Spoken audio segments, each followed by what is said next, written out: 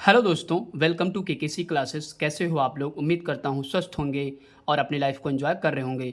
दोस्तों, हमारा topic class 10th का अम्ल, क्षार एवं लवण चल रहा है, जिसके दोस्तों हमने 2 वीडियो अपने चैनल पर अपलोड कर दिए हैं। जिन दोस्तों ने नहीं देखा है, पहले वो दोनों वीडियो आप जाके देख लीजिए, ताकि आगे का टॉपिक और बेहतर ढंग से समझ में आए। ओके दोस्तों, तो आइए दोस्तों वीडियो की शुरुआत करते हैं।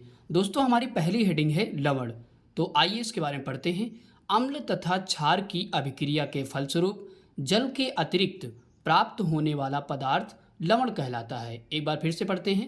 अम्ल तथा क्षार की अभिक्रिया के फलस्वरूप जल के अतिरिक्त प्राप्त होने वाला पदार्थ लवण कहलाता है। ओके दोस्तों, आई होप कि दोस्तों यहाँ तक समझ में आ गया होगा।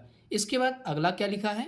लवण का पीएच मान 7 से अधिक या 7 से कम हो सकता है। ओके दोस्तों, क्या हो सकता है? लवण का पीएच मान 7 से अधिक भी हो सकता है और 7 से कम भी हो सकता है। ओके दोस्तों, इसके बाद आगे देखते हैं।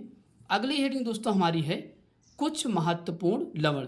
दोस्तों, हमारे दैनिक जीवन में जो उपयोग करने वाले कुछ महत्वपूर्ण लवण होते हैं, उनके बारे में हम लोग पढ़ेंगे। दोस्तों, अक्सर यहाँ से क्वेश्चन भी बनते हैं। ओके दोस्तों, तो दोस्तों हमारी पहली हेडिंग है सोडियम हाइड्रॉक्साइड, यानी कि हमारा पहला लवण है सोडियम हाइड्रॉक्साइड। दोस्तों, सोडियम हाइड्रॉक्साइड को क्या कहते हैं? दूसरे नाम से कास्टिक सोडा भी बोलते हैं। ओके दोस्तों, तो दोस्तों इसका रासायनिक सूत्र क्या होता है?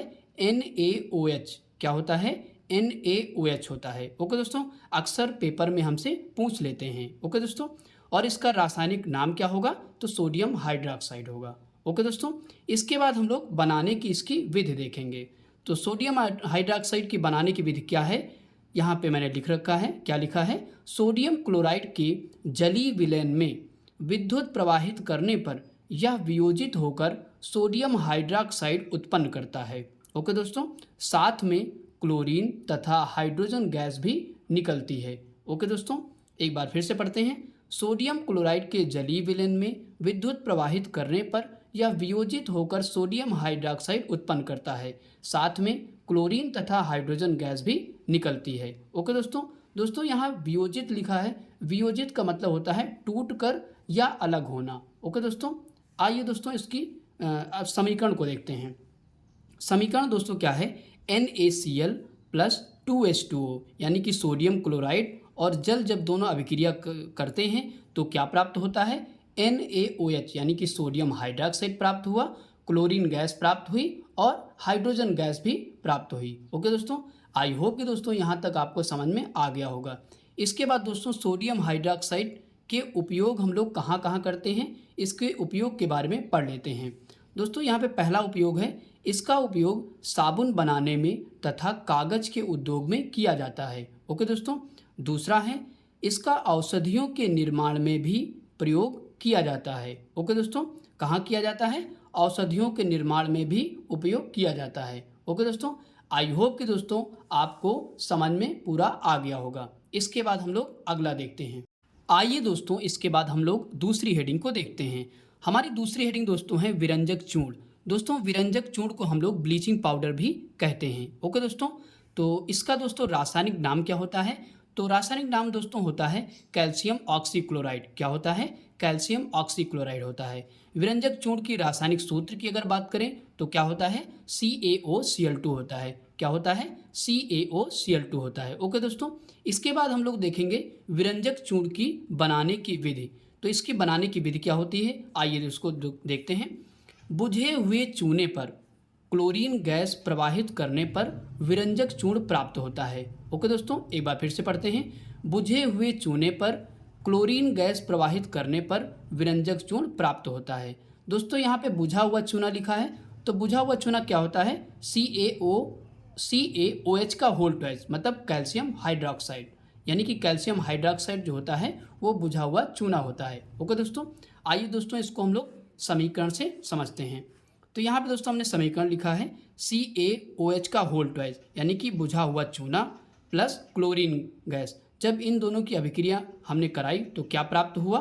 CaOCl2, यानी कि विरंजक चूर्ण प्राप्त हुआ। उसके बाद क्या प्राप्त हुआ? और जल प्राप्त हुआ। ओके दोस्तों, CaOCl2 प्लस H2O। ओके दोस्तों, आई होप कि दोस्तों यहाँ तक समझ में आ गया होगा। इसके बाद दोस्तों हम लोग इसके उपयोग के बारे में पढ़ते हैं। तो विरंजक चूर्ण का उपयोग कहाँ कहाँ किया जाता है, आइए देखते हैं। पहला दोस्तों उपयोग है, इसका उपयोग जल को कीटाणु रहित बनाने में किया जाता है। किसमें किया जाता है, तो जल को कीटाणु रहित बनाने में किया जाता है। ओके दोस्तों। दूसरा उपयोग है, इसका उपयोग सूती वस्त्र उद्योग में विरंजक के रूप में किया जाता है। दोस्तों विरंजक का मतलब होता है रंगना। ओके दोस्तों। तीसरा उपयोग है, इसका उपयोग कागज उद्योग में विरंजक के रूप में किया जाता है। ओके दोस्तों, आई होप कि दोस्तों यहाँ तक समझ में आ गया होगा। दोस्तों विरंजक चूर्ण के गुण कौन कौन से होते हैं, आइए इनको भी देख लेते हैं। विरंजक चूर्ण के गुण, पहला गुण इसका है, इसका जली विलयन दूधिया होता है। दूधिया का मतलब सफ़ेद। ओके दोस्तों, इसका जली विलयन कैसा होता है, तो दूधिया होता है। ओके दोस्तों। दूसरा गुण क्या है, यह हल्के पीले रंग का पदार्थ होता है। कैसा होता है, हल्के पीले रंग का पदार्थ होता है। इसके बाद तीसरा गुण क्या है, इसमें क्लोरीन की तीक्ष्ण गंध आती है। क्या होता है, इसमें क्लोरीन की तीक्ष्ण गंध होती है। ओके दोस्तों, आई होप कि दोस्तों यहाँ तक आपको समझ में आ गया होगा। इसके बाद दोस्तों हमारी अगली हेडिंग है प्लास्टर ऑफ पेरिस। दोस्तों प्लास्टर ऑफ पेरिस को हम लोग शॉर्टकट में क्या कहते हैं, पीओपी भी बोलते हैं। ओके दोस्तों। तो आइए दोस्तों इसका रासायनिक नाम हम लोग देख लेते हैं। दोस्तों प्लास्टर ऑफ पेरिस का रासायनिक नाम होता है कैल्शियम सल्फेट हेमीहाइड्रेट। क्या पढ़ेंगे दोस्तों, कैल्शियम सल्फेट हेमीहाइड्रेट। ओके दोस्तों। अगर इसके हम रासायनिक सूत्र की बात करें तो क्या होता है, CaSO4 इंटू हाफ H2O। क्या पढ़ेंगे, CaSO4 into half H2O। Okay दोस्तों। इसके बाद दोस्तों प्लास्टर ऑफ पेरिस बनाने की विधि देखते हैं। तो इसकी बनाने की विधि क्या होती है, आइए देखते हैं। जिप्सम को 373 केल्विन ताप पर गर्म करने पर यह जल के अणुओं को त्याग कर प्लास्टर ऑफ पेरिस बनाता है। ओके दोस्तों, एक बार फिर से पढ़ते हैं। जिप्सम को 373 केल्विन ताप पर गर्म करने पर यह जल के अणुओं को त्याग कर प्लास्टर ऑफ पेरिस बनाता है। ओके दोस्तों। इसके बाद दोस्तों इसके रिएक्शन को देखते हैं, यानी कि समीकरण को देखते हैं, ताकि और बेहतर समझ में आ जाए। तो दोस्तों यहाँ पे CaSO4 इंटू 2H2O, यानी कि हम जब जिप्सम को 373 केल्विन पर गर्म करते हैं तो क्या प्राप्त होता है, CaSO4 इंटू हाफ H2O, यानी कि प्लास्टर ऑफ पेरिस प्राप्त होता है। और क्या दोस्तों प्राप्त होता है, 1/2 जल प्राप्त होता है, यानी कि 3/2 जल भी प्राप्त होता है। ओके दोस्तों, आई होप कि दोस्तों यहाँ तक समझ में आ गया होगा। इसके बाद दोस्तों प्लास्टर ऑफ पेरिस का उपयोग कहाँ कहाँ होता है, आइए दोस्तों इसको देख लेते हैं। दोस्तों पहला उपयोग है, घरों की पुताई तथा डिजाइन बनाने में इसका उपयोग किया जाता है। ओके दोस्तों। दूसरा है, मूर्तियाँ तथा खिलौने बनाने में इसका उपयोग किया जाता है। ओके दोस्तों। तीसरा उपयोग है, डॉक्टर द्वारा टूटी हुई हड्डियों को जोड़ने में भी प्लास्टर ऑफ पेरिस का उपयोग किया जाता है। ओके दोस्तों। इसके बाद दोस्तों अक्सर पेपर में प्लास्टर ऑफ पेरिस के गुण भी पूछते हैं, तो आइए दोस्तों इनके गुण को भी देख लेते हैं। यहाँ पे दोस्तों हमने 2 गुण लिखे हैं। पहला गुण है, यह सफ़ेद रंग का चूर्ण होता है। कैसा चूर्ण होता है, सफ़ेद रंग का। ओके दोस्तों। इसके बाद दूसरा पॉइंट है, यह जल में अघुलनशील होता है। कैसा होता है, जल में दोस्तों पूरी तरीके से यानी कि घुलता ही नहीं है। ओके दोस्तों, जल में क्या होता है, अघुलनशील होता है। आई होप कि दोस्तों यहाँ तक आपको समझ में आ गया होगा। इसके बाद दोस्तों हम लोग अगली हेडिंग देखते हैं। इसके बाद दोस्तों हमारी अगली हेडिंग है बेकिंग सोडा। दोस्तों इसको दूसरे नाम से बोलते हैं, क्या बोलते हैं, खाने का सोडा। ओके दोस्तों। तो इसका रासायनिक नाम क्या होता है दोस्तों, सोडियम बाइकार्बोनेट। रासायनिक नाम क्या होता है, सोडियम बाइकार्बोनेट। ओके दोस्तों। अगर इसके रासायनिक सूत्र की बात करें तो क्या होता है, NaHCO3। क्या बोलेंगे, NaHCO3। ओके दोस्तों। इसके बाद दोस्तों हम लोग बेकिंग सोडा की बनाने की विधि को देखेंगे। तो आइए दोस्तों बेकिंग सोडा की बनाने की विधि को हम लोग देख लेते हैं। सोडियम कार्बोनेट के जलीय विलयन में कार्बन डाइऑक्साइड गैस प्रवाहित करने पर सोडियम बाइकार्बोनेट प्राप्त होता है। एक बार फिर से पढ़ते हैं। सोडियम कार्बोनेट के जलीय विलयन में CO2 गैस प्रवाहित करने पर बेकिंग सोडा प्राप्त होता है। ओके दोस्तों, आई होप कि दोस्तों यहाँ तक समझ में आ गया होगा। इसके बाद दोस्तों हम इसकी रिएक्शन यानी कि समीकरण देखते हैं। तो समीकरण दोस्तों क्या लिखा मैंने, Na2CO3 यानी कि सोडियम कार्बोनेट प्लस जल और प्लस CO2 गैस, यानी कि जब तीनों ने अभिक्रिया किया तो क्या प्राप्त हुआ हमको, NaHCO3 यानी कि सोडियम बाइकार्बोनेट प्राप्त हुआ, यानी कि बेकिंग सोडा हमको प्राप्त हो गया। ओके दोस्तों, आई होप कि दोस्तों यहाँ तक समझ में आ गया होगा। इसके बाद दोस्तों बेकिंग सोडा के उपयोग हम लोग कहाँ कहाँ कर सकते हैं, तो आइए दोस्तों इसको भी पढ़ लेते हैं। बेकिंग सोडा का उपयोग, सबसे पहला उपयोग है, इसका उपयोग केक तथा डबल रोटी बनाने में किया जाता है। ओके दोस्तों, दूसरा उपयोग है, इसका उपयोग आग बुझाने वाले यंत्रों में भी किया जाता है। ओके दोस्तों, तीसरा है हमारा, रसोई घर में स्वादिष्ट पकौड़े बनाने में भी किया जाता है। ओके दोस्तों, आई होप कि दोस्तों यहाँ तक आपको समझ में आ गया होगा। आइए दोस्तों इसके बाद हम लोग अगली हेडिंग देखते हैं।